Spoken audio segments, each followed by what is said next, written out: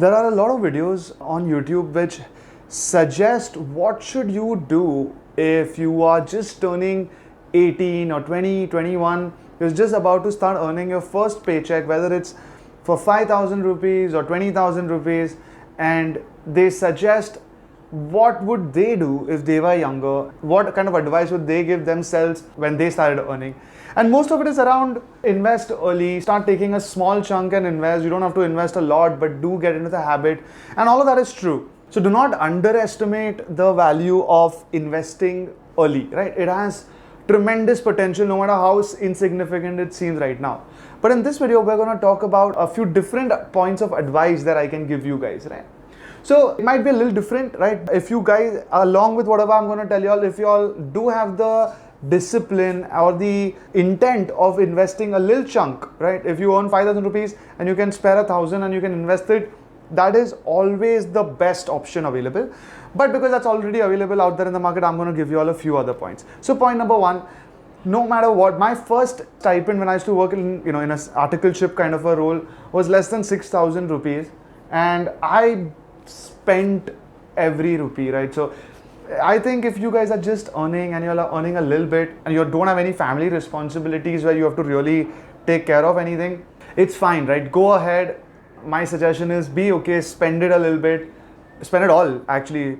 Even if you have 10,000, 15,000, 20,000 and it's your first few months of income, it's very difficult to not spend it, right? The only thing I would suggest do not do is do not leave it in the bank, right? You can play with it in the stock markets if you don't have a very social, outgoing kind of a life. Buy things for people in your house and friends and just make it something which is a special reason that you're spending your money. Just don't save unnecessarily and do nothing. If you're saving, already you're at the peak of financial planning, and if you're saving, immediately give it to somebody reliable, put it in the stock markets and see what happens, put it in mutual funds, buy random investment assets, just do not leave it in the bank. So either spend it or do something special with it or start investing would be my first suggestion to you guys. Second, one thing which people don't do is, and this is important again, right? Keep a track of your money. Now, a lot of people, when they start keeping a track, they'll put 35 rupees I spent here and 55, whatever, 120 rupees. Don't do that. Take ballpark figures, right? Every time you spend, you purchase something of 1,000, if your income is 5,000, or you purchase something of 3,000 and your income is 10,000, those things keep a track of. And then of course, you're taking a cab or you're buying something just on the go and it's spent. Don't keep a track of it at that level because that's very difficult. Most of us will just leave it. I tried multiple times in my life. But what worked for me was when I would say, okay, fine, on an average in a week, I know I spend approximately this much. Let's say I spend 2 grand.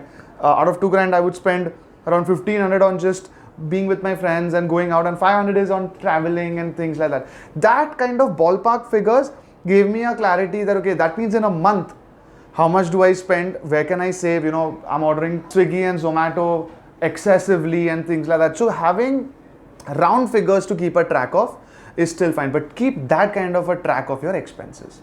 Third, no matter how early it is for you, try and find a financial planner. If possible, if it's somebody close to your age, great. If somebody's senior, it's a little uncomfortable, but do talk. You do not have to meet a financial planner and apply the financial plan with them. Ask them, just talk to them, tell them that if not now, in a few months, maybe in a couple of years, you will need to go to them and start giving your savings to them. But the talk with them will start giving you a lot of clarity. When I started talking to a financial planner, a lot of things became clear, right? I knew that the most important thing which I need to do for myself and my family was build what I call a contingency fund, right? Which is 6 to 12 months of your monthly expense, keep it aside.